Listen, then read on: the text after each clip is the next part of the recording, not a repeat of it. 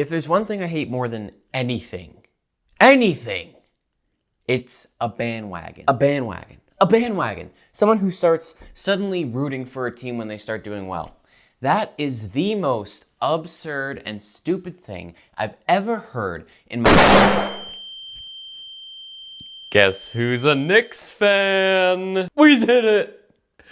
We did it! 53 long years! All the struggles of all those 53 seasons, and we did it! And I was there for every step of the way!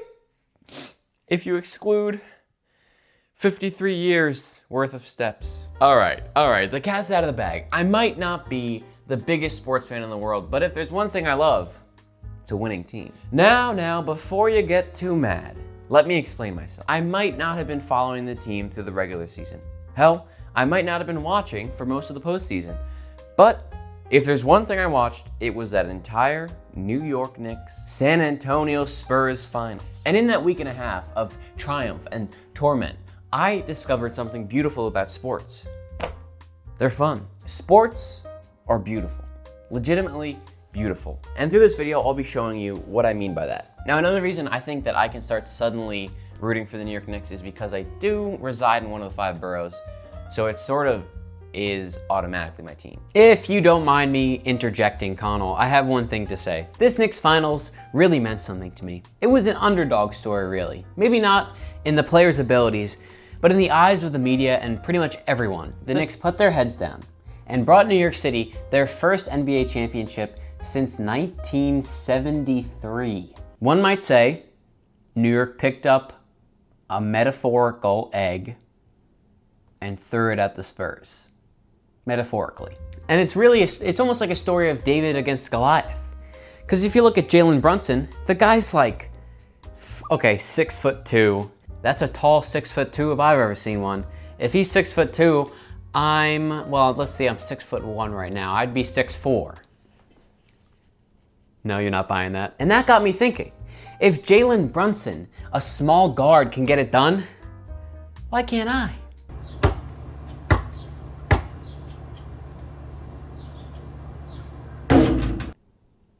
Never mind. Which brings me to my first point.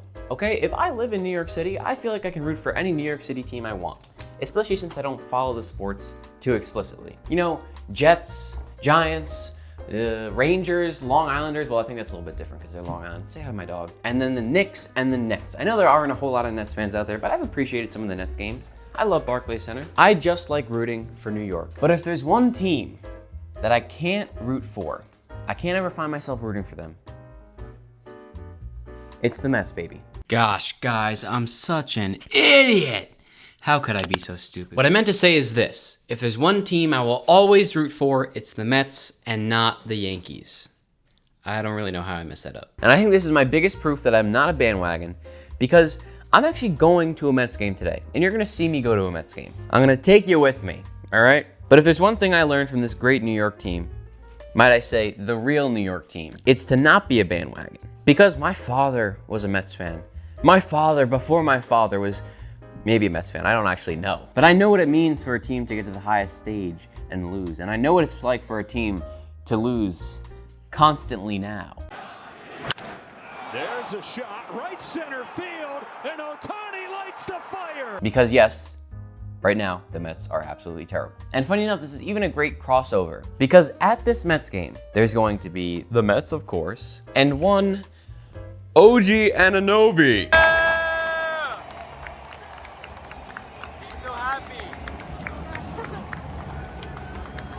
He's so excited.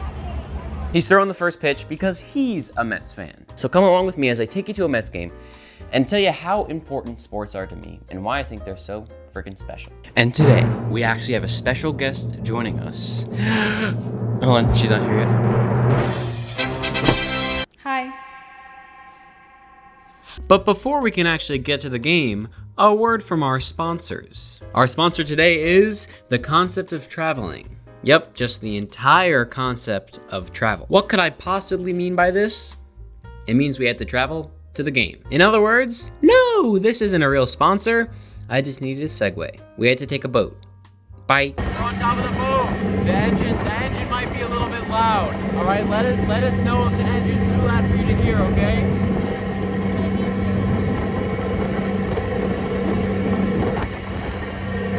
We're on a boat right now on the way to Citi Field where the Mets play. I was riding this very boat the other day, and we passed the Statue of Liberty as it does every time. And all the tourists, because of the World Cup, they're all traveling back and forth from Staten Island. They all got up to take pictures of the Statue of Liberty. And I got a little teary-eyed because I was like, wow, these people ride the ferry from Staten Island. I love Staten Island, but it's not a touristy place. Yeah. Just to go and take a picture of the Statue of Liberty, and I pass it every day. And I don't even think anything of it. And I was thinking about the Mets, actually. And after 9/11, Mike Piazza hit a home run. It was the first home run after 9/11. And it's like a beautiful video. And I started crying on the ferry. Lopez wants it away. And it's hit deep to left center. Andrew Jones on the run. This one has a chance. Home run! Mike Piazza, and the Mets lead 3-2. I'm always like, damn, people just take the ferry just to like see the view. I have to take it to go home. Look, we're not even looking at the biggest tower. I think it's the biggest tower in America, right? Yeah, it's 1776 feet tall. What else happened in 1776? Those rebels won. I mean, our country gained All right, freedom. well, we're gonna ride this boat the rest of the way out. We're gonna enjoy how beautiful our city is. Yeah. And we're gonna meet you at Because New it's York. not. Oh, go ahead. Sorry. It's not phone time. It's friend time. It's friend time right now. It's friend time. So get the hell out of here, okay? Exactly. We'll see you in Citi Field. We'll see you in Citi Field. Ah, there's two of me! I'm just kidding. It's just me. All right, guys, I'm trying something new here. A green screen without a green screen. Hey, that worked pretty well. Listen, I hate to break the news to you, but oh yeah, these are our seats. They're pretty cool, right? Good view. Unfortunately, by the time we got there, we arrived late. We didn't get to see OG Anunoby's first pitch. I'll show it to you now. OG Anunoby! OG Anunoby! Can't you hear me? All right, well, at least he threw a good first pitch. But it wasn't any fault of our own. We arrived to the train station an hour and a half before the game started. And the 7 train, mind you, the only way to get to Citi Field, was supposed to get us there at 1:18, approximately 25 minutes before the game started. And when did the train actually get us there? 1:50! By the time we got into the stadium, it was the bottom of the second. New York MTA, what are we doing? There's one way to get to Citi Field. You can't make it work, especially on the day of a game.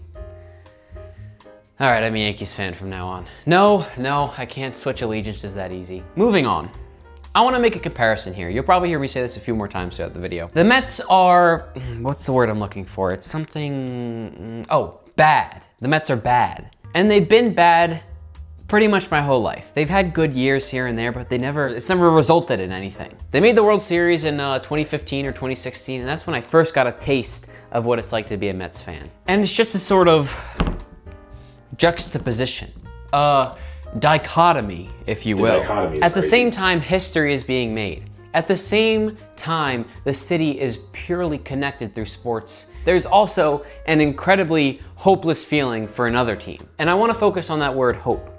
Because hope is what brings you to the game. You hope that the team will win. Hope is what gets your heart pounding in those tense moments.